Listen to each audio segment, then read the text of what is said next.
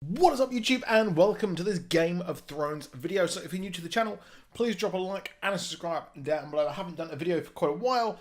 I've been busy, I have not really had time, there's not really been that much to talk about. But Game of Thrones is back. Tonight I am contemplating whether watching it at 2 AM, getting up before work at like 5 AM and watching it, or just waiting all day, switching my phone off, and going to the gym after work and then just watching it then. I just cannot actually decide because, as we know, the night is dark and full of spoilers. I just wish I lived in a country where I could watch it at a respectable time because, well, just like wrestling, we here in the UK get a bad time.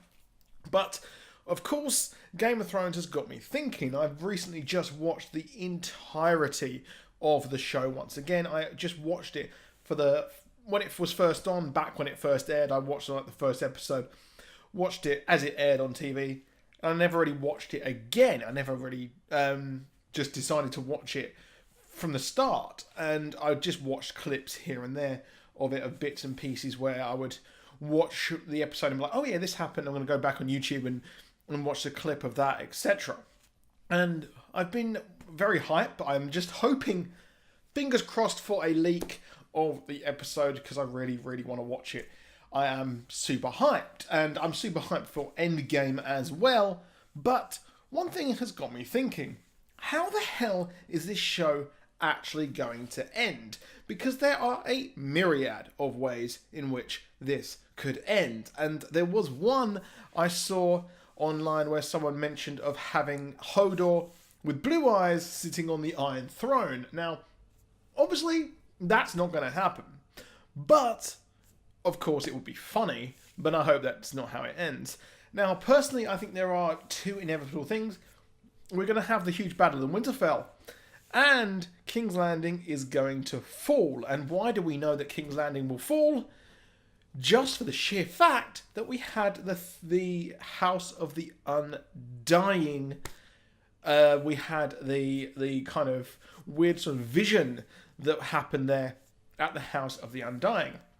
Now, throughout the course of the show, magic has been something which has been kind of in the background. Of course, this very much was has been a book series and TV show where magic has been arguably a huge part of the series, but it's not been. It's very much been the sort of Bran character. He's there, he provides some really cool fan moments, but it never really pays off, and we never really get to see him really do a lot, and never really get to focus on him because, again, he's just a side character, although he is absolutely dope as hell.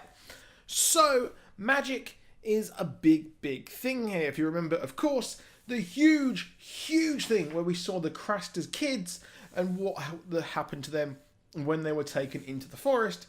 Well, they became walkers, or White Walkers, at least there, which was really, really weird. The thing on the forehead, and then they became completely contradict everything that we saw when we saw the Children of the Forest. Actually mentioned that they created the first White Walkers by stabbing them with dragon glass into the heart, and I imagine there is some other magic as well introduced to that. But I'm hoping that we'll see more of this. We've only got one more season, and really it's a shame we never got to really learn much more about them. But we know that there will be a Fall of Winterfell, and there are many reasons why. First of all, we know now that there was a huge set made. There was a humongous set made of King's Landing and, of course, Winterfell. King's Landing has a huge set, and you saw part of that in the Entertainment Weekly spread that we had a couple of months ago. Now, that's really, really cool as well, but it means if they're making a bigger set, it means that they are making more of a set to destroy. Just like Winterfell, where we saw it burn in the behind-the-scenes kind of really blurry images. They've been absolutely top-notch on the leaks here, haven't they? They've been absolutely top-notch with protecting those leaks.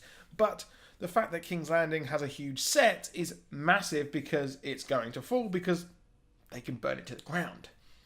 And it wouldn't surprise me if they doubled up that set as well. The huge Winterfell and the huge King's Landing set there. Now, of course, our NK, our King of the Night, so to speak there, the international spear throwing champion, actually has a dragon. So he can fast travel. He can fast travel right down through the country to King's Landing and destroy that Red Keep, destroy the throne room, and absolutely smash the hell out of it.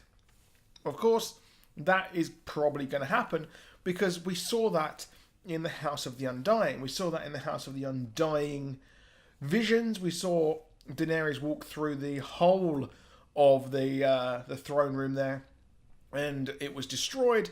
There was snow and everything, and of course, we saw that there was snow at the end of last season. So winter is here, and even the warm King's Landing gets snow.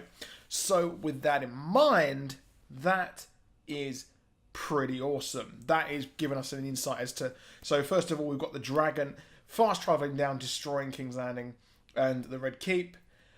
We've also got as well the snow coming through. We know that there is snow there as well, and we never really thought of that happening early on in the show's kind of lifespan when these visions were shown to us, the viewer.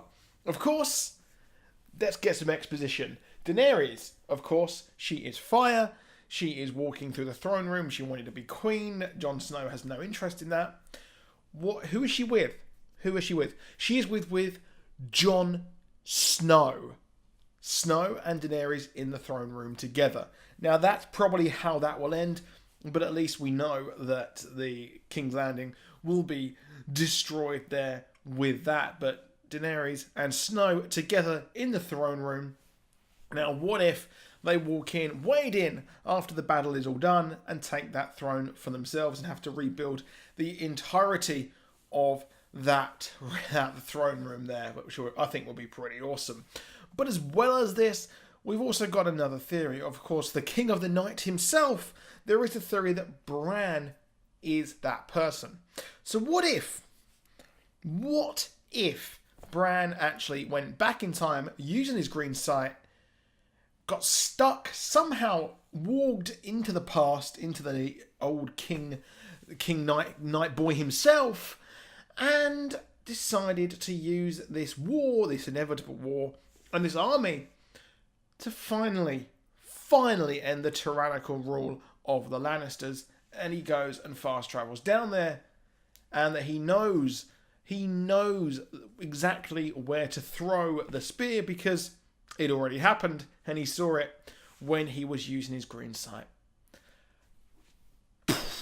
But that is it for this video. Please drop a like. Please subscribe. I'll see you soon. Goodbye.